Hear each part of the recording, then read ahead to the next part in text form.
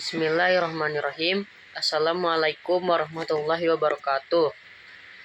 Nama saya Alfananda Wandarul Fransko dari kelas 10 IPA 4 asal sekolah Dariman 1 Tangerang. Di sini saya ingin menjelaskan tentang daur geokimia daur air.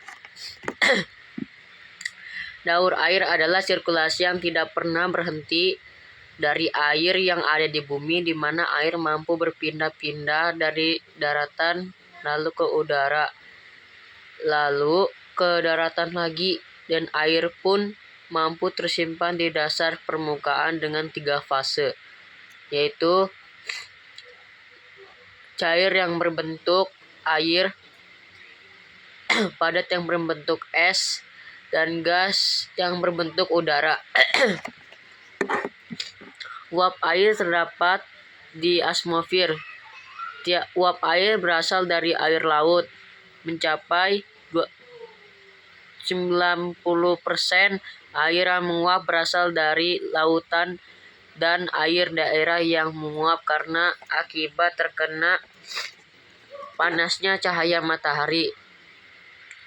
Terkondensinya uap air di atmosfer akan mengubah menjadi awan, yang akhirnya awan-awan tersebut akan berubah menjadi hujan air. Hujan yang telah turun di muka bumi akan masuk ke dalam tanah, dan pada akhirnya air tanah ini akan terbentuk menjadi air tanah dan air lautan.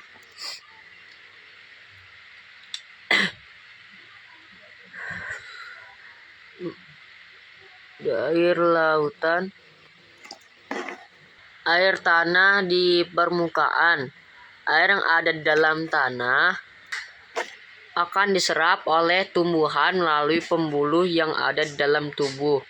Lebih transpirasi uap air akan dilepaskan oleh tanaman atau tumbuhan ke atas atmosfer. Transpirasi penguapan dalam ekosistem karet bisa mencapai 90% yang dilakukan oleh tumbuhan. Air tanah yang ada di permukaan bumi mengalir ke arah sungai, lautan, dan air daratan yang menguap karena akibat terkena panasnya cahaya matahari. Terkondensinya uap air di atmosfer akan mengubah menjadi awan, yang akhirnya awan-awan tersebut akan berubah menjadi hujan air. Hujan yang telah turun di muka bumi akan masuk ke dalam tanah, dan pada akhirnya air tanah ini akan terbentuk menjadi air tanah dan air tanah di permukaan. Air yang ada di dalam tanah akan diserap oleh tumbuhan melalui pembuluh yang ada di dalam tubuh. Lalu transpirasi uap air akan dilepaskan oleh tanaman atau tumbuhan ke atas atmosfer.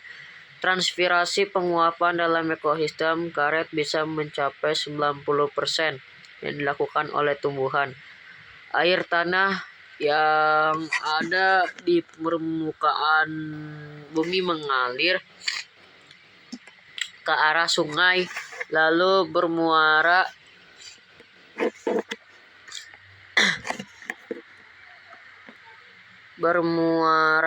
ke laut dan ke danau terulang.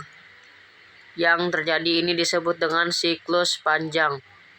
Namun siklus ini berawal dan terjadinya proses evapotranspirasi dan transpirasi pada air yang diikuti oleh presipitasi, atau proses terjadinya air yang turun ke muka bumi disebut dengan siklus pendek.